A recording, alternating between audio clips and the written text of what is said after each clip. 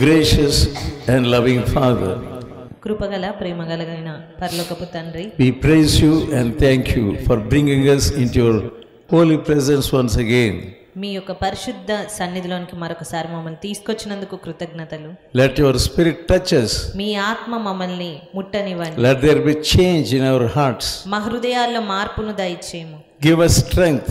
మాకు శక్తిని బలమునివ్వండి. In Jesus' holy name I pray. యేసు పరిశుద్ధ నామమున ప్రార్థిస్తున్నాను తండ్రి. ఆమేన్. Amen. Let us turn to Joshua. యెహోషువ గ్రంథం చూద్దాము. Chapter 1. మొదటి అధ్యాయము. Here we see the servant of God Moses was no more. He passed away. ఇక్కడ చూసినట్టయితే దేవుని సేవకుడైన మోషే మృతి నొంది ఉన్నాడు.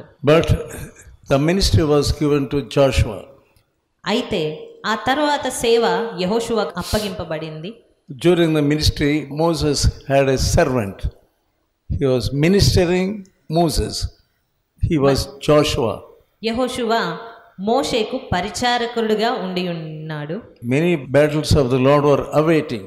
అయితే ఈ సమయానికి చూసినట్టయితే దేవుని యుద్ధాలు అనేవి ఇంకా ఎన్నో చేయవలసి ఉన్నది, అవి మిగిలి ఉన్నవి.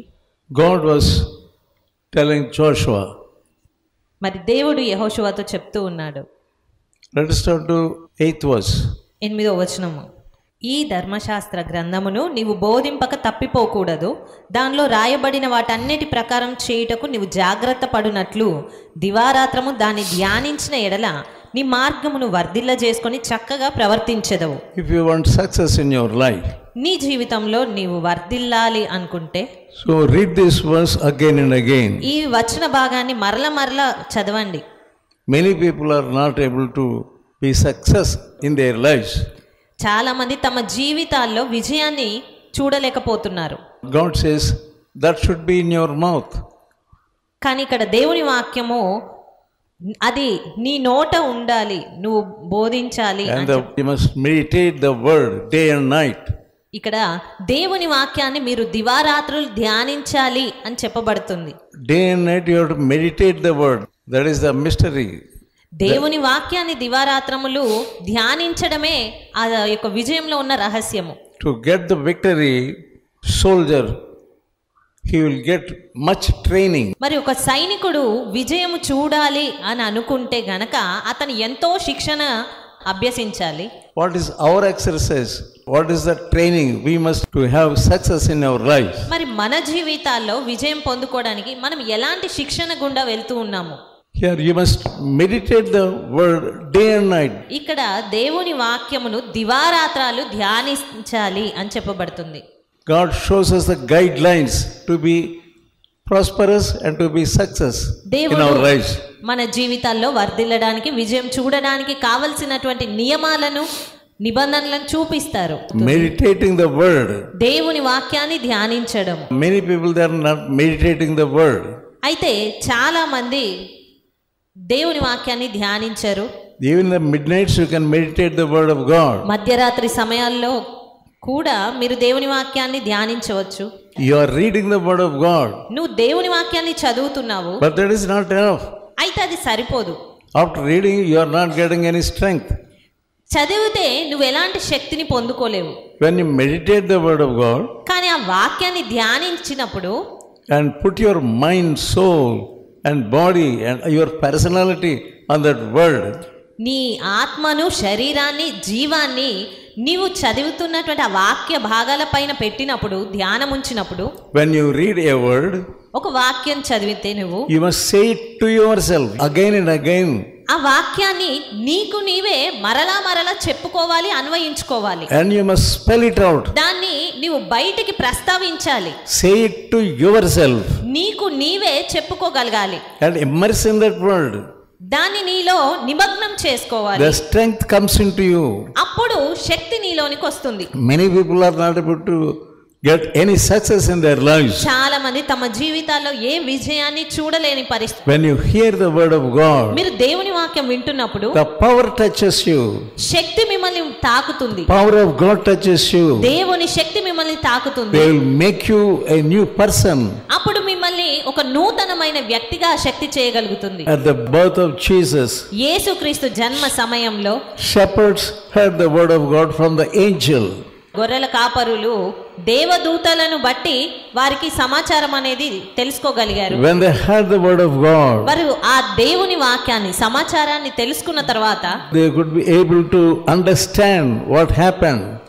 వారికి ఏం జరిగింది అనే విషయం అర్థమవుతుంది. What did they do? వెంటనే వారు ఏం చేస్తున్నారు? In the middle of the night, ఆ మధ్యరాత్రి సమయంలో they did not wait for the morning. వారు ఉదయం అవ్వనీలే అనేమి వేచి ఉండట్లేదు గాని That is the power in the word of God. అది దేవుని మాటలో ఉన్నటువంటి శక్తి.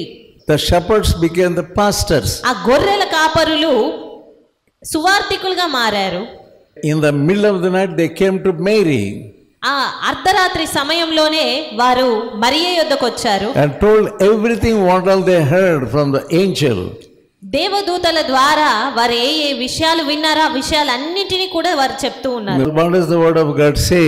దేవుని వాక్యం ఏమని సెలవిస్తుంది? Luke 2nd chapter and verse 19. లూకా సువార్త 2వ అధ్యాయము 19వ వచనము. But Mary kept all these things and pondered over అయితే them.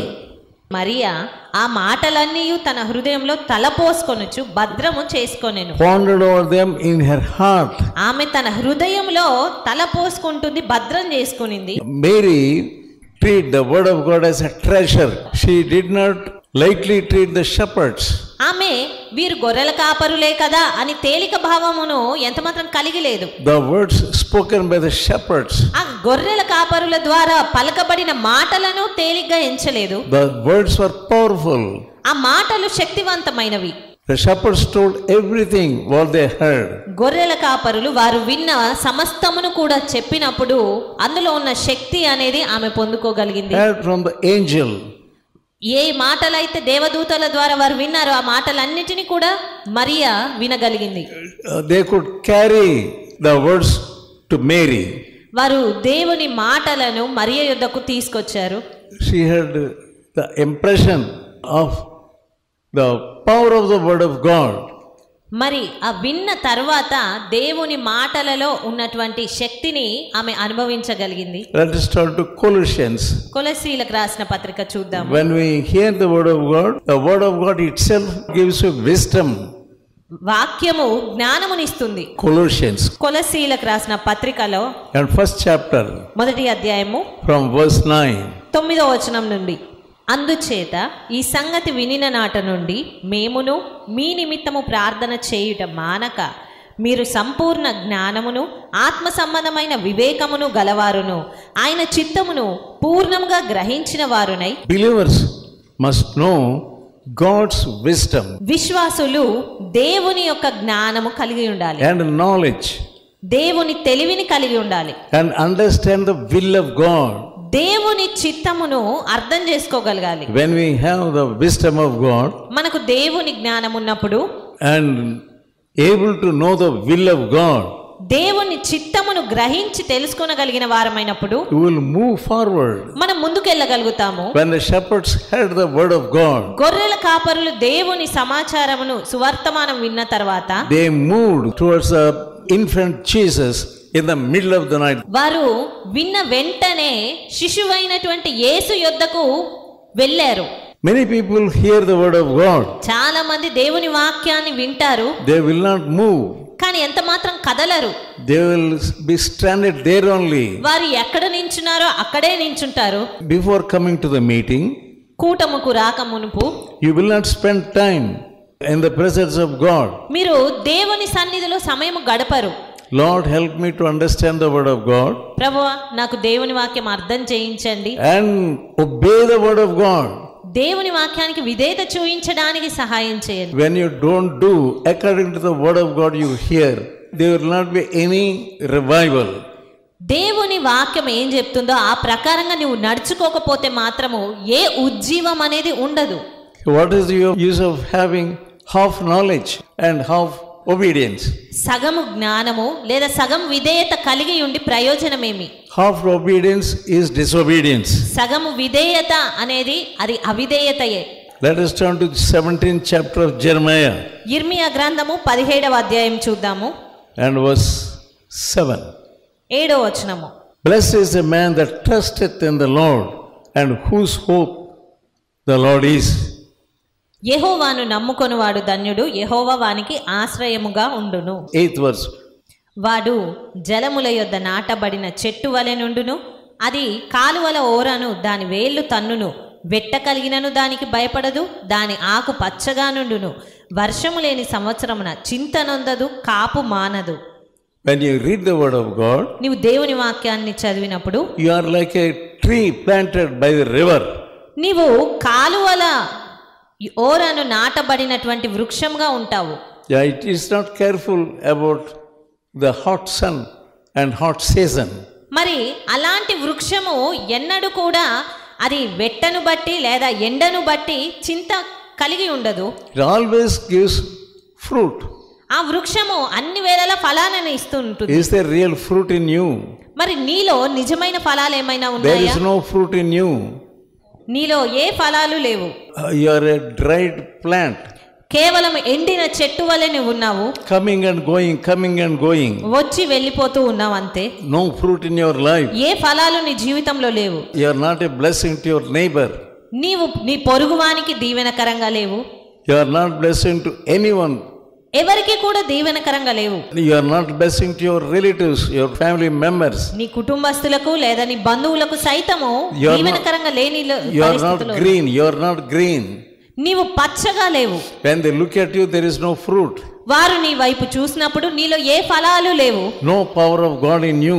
దేవుని శక్తి నీలో ఎంత మాత్రం లేదు. You are not able to give them the word of God. వారికి దేవుని వాక్యం ఇచ్చే వ్యక్తిగా నువ్వు లేవు. They are not able to believe you. వారు నిన్ను నమ్మే పరిస్థితిలో లేరు. Because there is no fruit in you, what is the use of your life?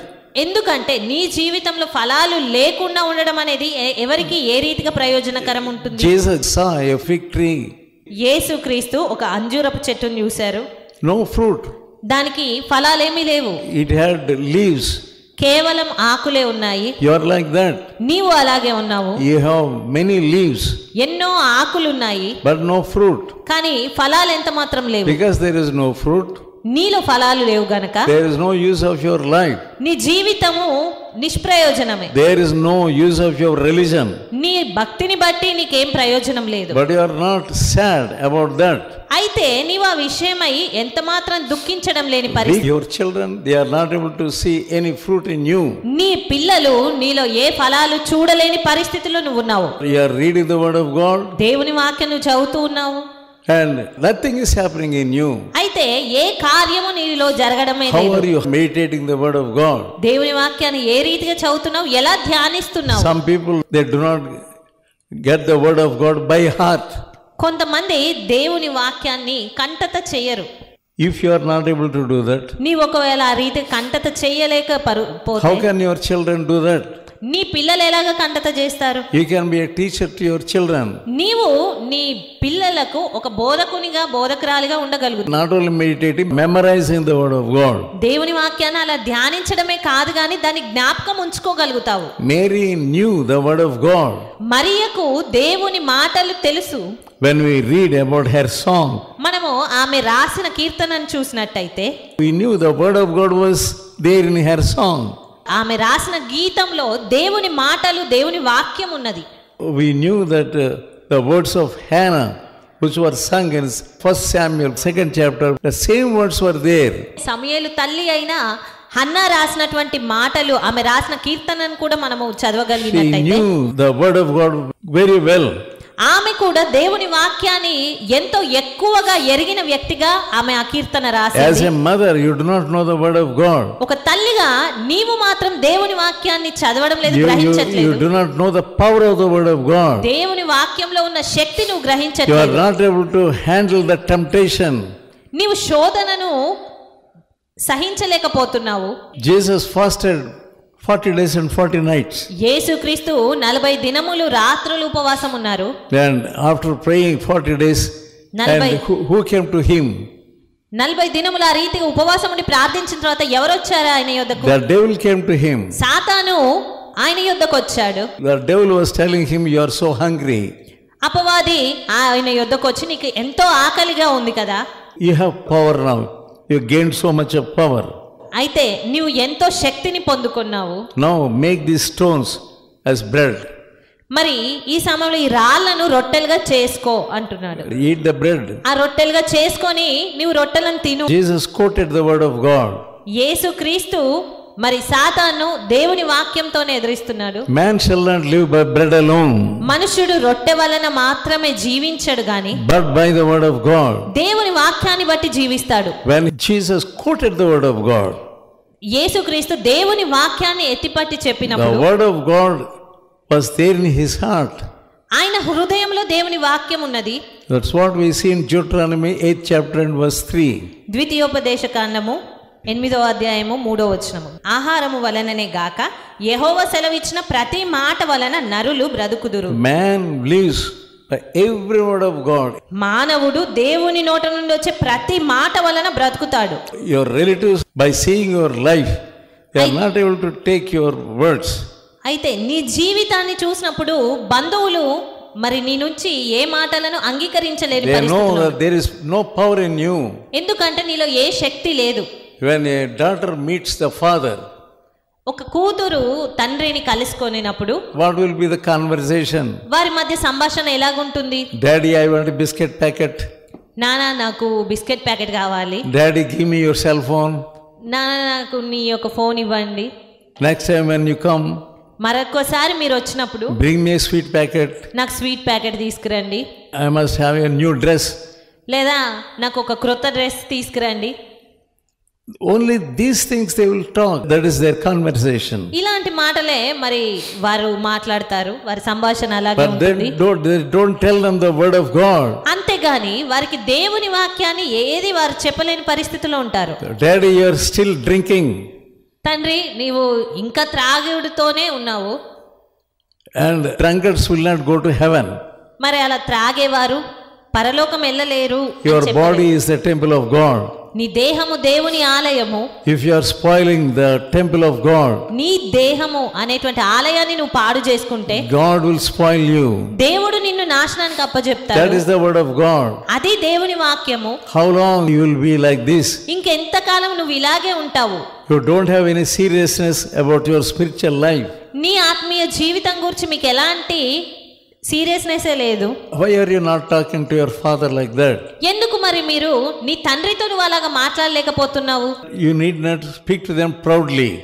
నీవు వారితో గట్టిగానో లేదా గర్వంగానో మాట్లాడవలసిన అవసరం లేదు గాని But with humility you talk to them the word of God. దీనత్వంతో వారితో దేవుని వాక్యాన్ని నువ్వు చెప్పగలగాలి. When your father comes to your house, నీ తండ్రి నీ ఇంటికి వచ్చినప్పుడు are you speaking the word of God to him? మీ తండ్రితో నువ్వు దేవుని వాక్యాన్ని చెప్పగలుగుతున్నావా? When your mother comes to లేదా your house, మీ తల్లి ఇంట్లో ఉన్నప్పుడు లేదా ఇంటికి వచ్చినప్పుడు are you speaking the word of God నీవు to them? దేవుని వాక్యాన్ని మీ తల్లికి చెప్తున్నావా? There is no power in you. నీలో ఏ శక్తి లేదు. There is no word of God in your mouth. నీ నోటిలో దేవుని వాక్యము లేదు. That's why God told Joshua that word of God must be in your mouth. అందుకే దేవుడు యెహోషువతో చెప్తున్నాడు, దేవుని వాక్యము నీ నోట ఉండాలి. When your brother comes, నీ సహోదరుడు వచ్చినప్పుడు నీ యొద్దకు, even if he is a little boy, అతను ఒకవేళ చిన్నవాడే అనుకోండి, you must tell the word of God to that little boy. అయినప్పటికీ ఆ చిన్నవాడికి కూడా నీవు దేవుని వాక్యం బోధించాలి. But you are telling all unnecessary foolish words. కానీ నీవు అనవసరమైన వ్యర్థమైన మాటలు అన్నీ చెప్తావు. That shows there is no word of God in your mouth. అది కేవలం నీ నోట నీ హృదయంలో ఏ వాక్యము లేదు అనేదే సూచిస్తుంది. It shows there is no fruit in you. నీలో ఫలము లేదనే విషయాన్ని సూచిస్తుంది. If the word of God is in you, ఒకవేళ నీలోనే దేవుని వాక్యం ఉంటే and you in Jesus, నీవు యేసులో ఉంటే suddenly there will be fruit. నిశ్చయంగా నీలో ఫలం ఉంటుంది. What did Jesus say? యేసుక్రీస్తు ఏమని చెప్పారు? John 15th chapter and verse 4. యోహాను సువార్త 15:4 నా యందు నిలిచియుండుడి, మీ యందు నేనును నిలిచియుందును. తీగె ద్రాక్షవల్లిలో నిలిచి ఉంటేనే గాని తనంతట తానే ఏలాగు ఫలింపదో. Unless you abide in Jesus, in the vine, you cannot get any fruit.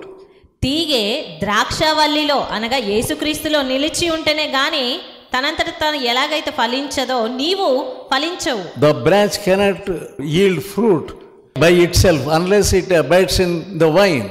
తీగె ద్రాక్షవల్లిలో కాక తనంతట తానే వేరుగా ఉండి ఎంత మాత్రం ఫలించదు. If you have the fruit, that fruit will be eternal. నీవు యేసులో ఉండి ఫలించినట్లయితే ఆ ఫలం అనేది నిత్యము నిలిచి ఉండేది. అది నిత్యత్వమైన ఫలము. You are lightly treating the word of God. కానీ నీవు దేవుని వాక్యాన్ని తేలిగ్గా ఎంచుతున్నావు. Light-heartedness there in you. నీలో ఎంతో తేలిక మనసు అనేది పనిచేస్తుంది. That you are speaking unnecessary foolish things always. అందు నిమిత్తమే అనవసరమైనటువంటి వ్యర్థమైన మాటలు అన్ని వేళలా మాట్లాడుతున్నావు. What is the plan of God in your life? నీ జీవితంలో దేవుని ప్రణాళిక ఏంటి? To have fruit eternal. నిత్య జీవమైనటువంటి ఫలాలు నువ్వు కలిగి ఉండడమే దేవుని ఉద్దేశం, ప్రణాళిక. That is the plan of God in your life. అది దేవుడు నీ పట్ల కలిగి ఉన్న ప్రణాళిక. The word must abide in you. దేవుని వాక్యము నీలో నిలిచి ఉండాలి. And the word will do his work. ఆ వాక్యము తన పని అప్పుడు అది చేసుకుంటూ వెళ్తుంది. Not only meditating, hold it in your heart in secret. దేవుని వాక్యాన్ని ధ్యానించడం మాత్రమే కాదు గాని దాన్ని నీ యొక్క గొప్ప ధననిధిగా నువ్వు ఎంచాలి. That's what Mary did. Mariya అదే చేసింది. She treasured in her heart. ఆమె భద్రంగా దాన్ని గొప్ప ధననిధి అనుకొని భద్రం చేసుకుంది హృదయంలో. That word of God will keep you from darkness. అలా నువ్వు వాక్యం కాపాడుకుంటే ఆ వాక్యము నిన్ను చీకటి నుంచి కాపాడుతుంది. That the word of God will make your tongue tight. నీ యొక్క నాలుకను సాధు చేయగలుగుతుంది. James first chapter యాకోబు రాసిన పత్రిక మొదటి అధ్యాయము and verse 26. 26వ వచనం. If any man among you seem to be religious and bridleth not his tongue, but deceiveth his heart, this man's religion is vain. ఎవడైనను నోటికి కళ్ళెము పెట్టుకొనక తన హృదయమును మోసపరచుకొనుచు భక్తి గలవాడను అని అనుకొనిన ఎడల వాని భక్తి వ్యర్థమే. What about your tongue? నీ నాలుక విషయమే ఎలాగుంది మరి? What your tongue is speaking always. అన్ని వేళలా నీ నాలుక ఏం మాట్లాడుతుంది? Let us turn to Proverbs chapter 22. సామెతలు 22 అధ్యాయము and verse 11. 11వ వచనం చూద్దాము. He that loves pureness of heart, for the grace of his lips, the king shall be his friend. హృదయ శుద్ధిని ప్రేమించుచు దయగల మాటలు పలుకువానికి రాజు స్నేహితుడగును. If your words are with grace, నీ మాటలు దయగలిగిన మాటలుగా ఉంటే, gracious words are on the lips of Jesus. అలాంటి మాటలు యేసుక్రీస్తు నోట ఉన్నాయి, దయగలిగిన మాటలు. That's why those words change the world. మరి ఆ మాటలే ఈ ప్రపంచమును మార్చగలిగాయి. Here the word of God says you will become the friend of a king. ఇక్కడ దేవుని వాక్యము నీవు అలాంటి దయగలిగిన మాటలు కలిగి ఉంటే నువ్వు రాజుకు స్నేహితుడు అవుతావని చెప్తుంది. You know Jesus is the king. మరి మీకు తెలుసు యేసుక్రీస్తు రాజు. You will become his friend. అయితే ఆ రాజైన యేసుకు నీవు స్నేహితుడు అవుతావు. Jesus himself said, "You are my friends." యేసుక్రీస్తు తానే చెప్పాడు, మీరు నా స్నేహితులు. Ask the Lord to sanctify your mouth. దేవుని అడగండి, నా నోటిని పవిత్రపరచండి అని. And sanctify my tongue. నా నాలుకను సాధు చేయండి, పవిత్రపరచండి. Always criticizing this man and that man. అన్ని వేళలా ఈ వ్యక్తిని లేదా ఆ వ్యక్తిని తిరస్కరించడము. When we watch the social media, మీరు సోషల్ మీడియాని చూసినప్పుడు always spewing out so many unnecessary foolish words against that party, this party, that leader. అన్ని వేళలా సోషల్ మీడియాలో చూసి ఈ పార్టీని లేదా ఆ పార్టీని లీడర్లను ఎవరినో ఒకరిని దూషించడం లేదా ఇంకేదో చూడడము, criticizing, వ్యతిరేకించడం, తిరస్కరించడము. By criticizing others you lose the power. ఇతరులను తిరస్కరించడం బట్టి నీవు శక్తిని కోల్పోతావు. God gives you strength when you meditate the word of God. కానీ దేవుని వాక్యాన్ని నువ్వు ధ్యానించినప్పుడు దేవుడు నీకు శక్తిని ఇస్తాడు. But after meditating the word of God, again you are commencing criticism. దేవుని వాక్యాన్ని ధ్యానించి ఆ తర్వాత వచ్చి మరలా తిరస్కారం చేయడము. You are criticizing the pastors. కాపరులను తిరస్కరిస్తూ ఉన్నావు. Why do you want to criticize others? ఎందుకు నీవు నీవు ఇతరులను తిరస్కరించాలి అనుకుంటున్నావు. You think you are doing a good thing. నీవు మంచి కార్యం చేస్తున్నాను అలా చేయడాన్ని బట్టి అనుకుంటున్నావు. Instead of criticizing that person, you pray for that person. నీవు ఆ రీతిగా తిరస్కరించడానికి బదులుగా ఆ వ్యక్తి కొరకు ప్రార్థన చెయ్యి. Psalm 45 కీర్తన గ్రంథము 45వ అధ్యాయము and verse 2. 2వ వచనము. Let there be grace on your lips. నీ పెదవుల మీద దయారసము పోయబడి ఉన్నది. That is about Messiah. అది మరి యేసయ్యను గురించి చెప్పబడింది.